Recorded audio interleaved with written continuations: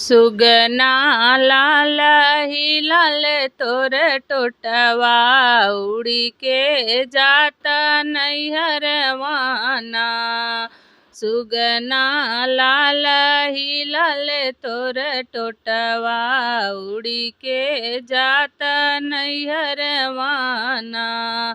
लइके औता हो माई के खबरिया बोली के हमसे बतौता ना। लइके औता हो माई के खबरिया बोली के हमसे बतौता ना। दुअरनी बैठी रानी तोहरी मायरिया दुअरनी बैठी रानी तोहरी मायरिया पूछई तोहरा मनवाना। सुगना लाल ही लाल तोर टोटवा उड़ी के जाता नैहरवाना। लइके औता हो चाची के खबरिया बोली के हमसे बतौता ना। लइके औता हो चाची के खबरिया बोली के हमसे बतौता ना। तोहरई चाची बैठी चाचा के सिरहनवा तोहरई चाची बैठी चाचा के सिरहनवा पूछई तोहरी कुशलिया ना। सुगना लाल ही लाल तोर टोटवा उड़ी के जाता नैहरवाना। सुगना लाल ही लाल तोर टोटवा उड़ी के जाता नैहरवाना। लइके औता हो भाभी के खबरिया बोली के हमसे बतौता ना।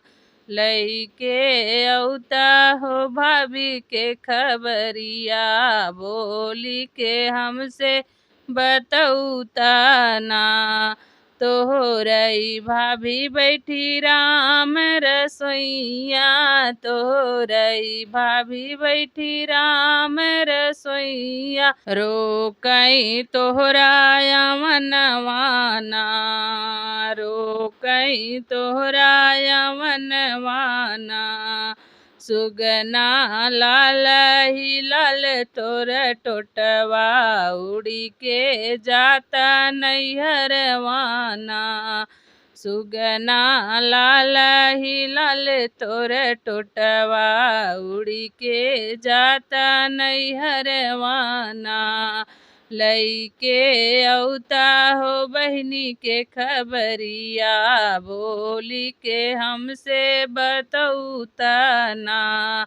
लइके औता हो बहनी के खबरिया बोली के हमसे बतौता ना। तोहरई बहनी बैठी बीच अंगनवा तोहरई बहनी बैठी बीच अंगनवा पूछई तोहरा रहनवाना।